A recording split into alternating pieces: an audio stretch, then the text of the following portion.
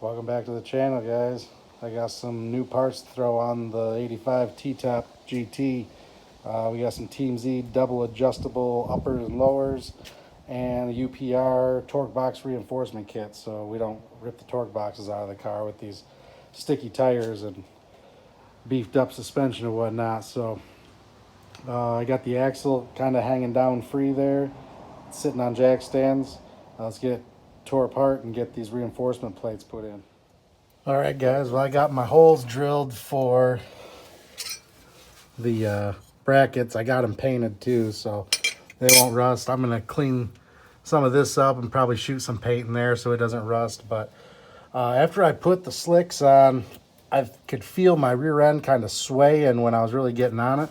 And I thought maybe the control arm bushings were bad, but you can see here they call this an axle bearing, but it's just like another bushing in the rear end, and it's all blowed out. So before I get all this put back together, I'm gonna have to get a new one of those in, and hopefully that'll really tighten everything up along with the new control arms and stuff. So stay tuned, let's get this thing back together.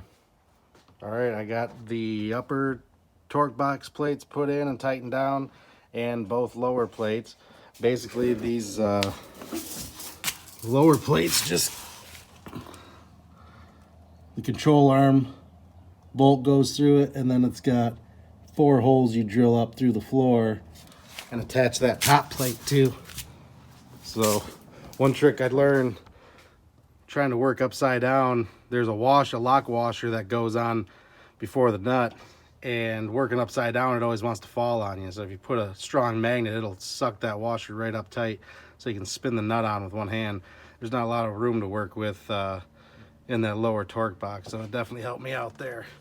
The sound deadening material peeled real back surprisingly easily, so that wasn't a big deal. Once I get the car set down on the ground, I'll probably tighten everything back up again, and then weld these top plates to the floor and make it nice and sturdy. So let's get these control arms put in and finish it up. So I got one of the old bushings out of the rear end for the upper control arms. You can see the difference. That's a new moved one right there, and that's what I was working with before. So that was probably a lot of where the slop of my suspension was coming from. So I'm gonna finish getting these pressed out and pressed back in. I got this MMR tool that makes it super easy and quick. So let's get it put back together and hopefully get it back on the ground soon. All right, guys, I got the bushings out. I'm getting ready to put the new ones in, but I'm going to show you how this tool works. It makes it real easy to do this job. You got a cup that goes over so you can draw it out with this washer that you put on the backside. And then I'm getting ready to put this one on.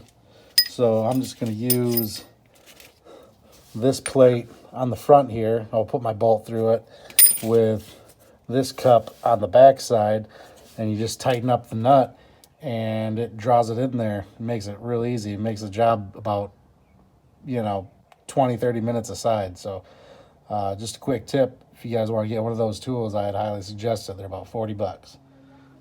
All right, I'm getting ready to put the last control arm in, and you can see in the comparison here, these are just a lot more robust. They got polyurethane bushings, and these are just kind of wore out junk. You can get by on stuff like that for a long time, but when you start running slicks and hitting it pretty hard off the line, then this stuff starts to deflect, and these bushings are all wore out and stuff like that. So I'm super pumped to see how this is going to handle and how this is going to launch now with this rear suspension all tightened up. So I'm going to try and get it all back together and put it back on the ground. Let's go.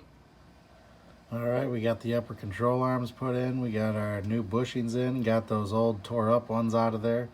We got the double adjustable lowers too, and our torque box reinforcements. So this thing should be good to go.